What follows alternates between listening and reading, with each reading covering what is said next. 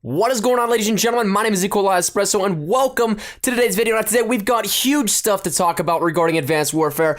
I'm so stoked to bring it to you guys in this video. So there's so much new stuff to talk about and list for you guys. I don't even know where to begin. So I guess let's just start right from the beginning. We open up the mission Induction in Seoul, South Korea in July 10th, 2054. Here we are in a drop pod going to Seoul, accompanied by Private Will Irons and Sergeant Cormac. We, as we all know, are Marine Private Jack Mitchell. On our drop in, we experience some interfering fire which nearly knocks out a fellow squad mate, and later turns out that our drop point is somewhere completely different than what we imagined because of it. A crash landing to start our mission, cinematically speaking, that is absolutely awesome. And just from the drop pod, we can see all this cool tech from the HUD and exoskeletons and so much more, but from this is just the tip of the iceberg. So when we finally crash land and kick open our door, we start to move out and we get to see our first weapon of Advanced Warfare. This weapon is the IMR, the Integrated Munitions Rifle, also known as the 3D printing rifle that we were teased a little earlier in the month. And now another thing that you'll immediately see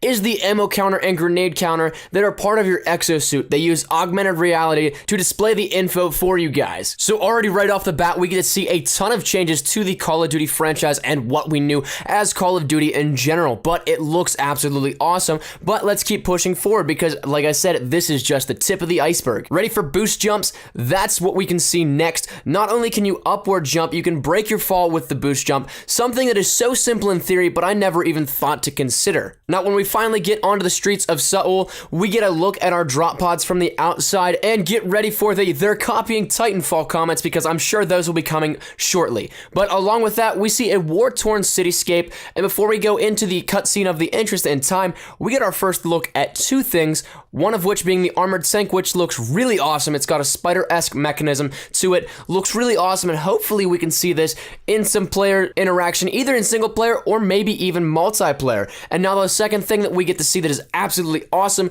is the drone swarm. That's right, the swarm is back, not the same as Black Ops 2, but the concept is the same. Hell, I'd even say that it's the swarm on steroids because of what it looks like in this. The sheer amount of the drones is crazy in general, and it looks like they may just run into things, maybe cut them up with their blades, but I don't know. Regardless, it looks menacingly awesome. So in the interest of time, following that cutscene immediately is a cargo landing area. Next, we get to see one of our tacticals, I'm assuming. This one entitled The Threat on Your Variable Grenade. It will scan the area and outline enemies behind cover and in the open. An awesome piece of tech that showcases just how advanced it will be, but I'm not even going to go into what the integration into multiplayer will be like because that'll spark so many debates, but regardless, it looks absolutely awesome. The next tech we get to see is our energy gun. We haven't seen this before, and it certainly doesn't fail to impress. Almost seemingly like a sonic gun, using sound waves to knock back enemies, similar to the thunder gun in Zombies if you've played Black Ops, so I'm really looking forward to see how that one will turn out. As well, there is a lower ammo counter on it, so I'm assuming that this will be a more exclusive weapon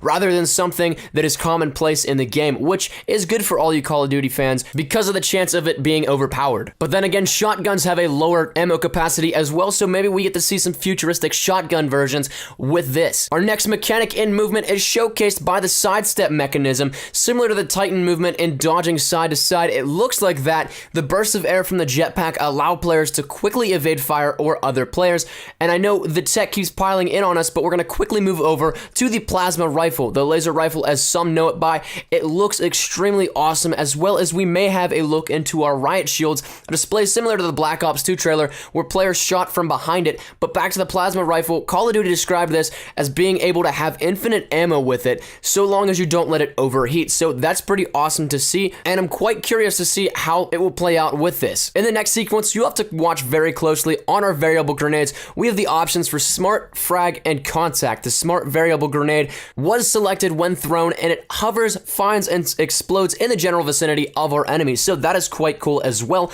Now, moving on to the final sequence here. This is the last sequence of the gameplay that we are shown here at E3 today. It had nothing to do with tech, but rather the ability to showcase what Sledgehammer can do to compel the players into the story and its characters. Now, you guys all know that I love the campaigns of Call of Duty titles, but in the brief 30 seconds or so, I was more so into and captivated by this than I have felt by any other Call of Duty title previously, which is really hard to say actually, just because of how great some titles and campaigns were, but I am unbelievably looking forward to this campaign. The sequence that was following was Mitchell and his squad mate going to plant C4 on a dropship taking off. Our unnamed squad mate, presumably Private Irons, gets his arm stuck in the pod doors, and in the ensuing attempts to get his arm free, they are useless, and Mitchell is forced to jump off and watch his comrade go up in flames with the aircraft after the explosion. Now, Mitchell falls and is then hit with debris from the aircraft, and in the following seconds, who I assume is Sergeant Cormac, assures him that everything will be alright, and we're dragged from the debris to end the gameplay, where we see our severed arm lying there. So all in all, I am 100% extremely stoked for this game. Now,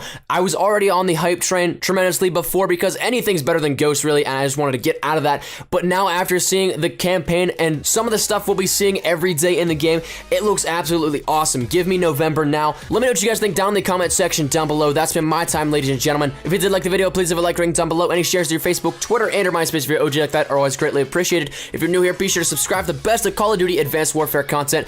Any new news and information, you guys know exactly where to find it right here up on my channel, so stay tuned for that. Thank you guys once again so much for watching. Mine has been Nikolai Espresso. I shall see you guys tomorrow. Take care and peace. Surprise, motherfucker.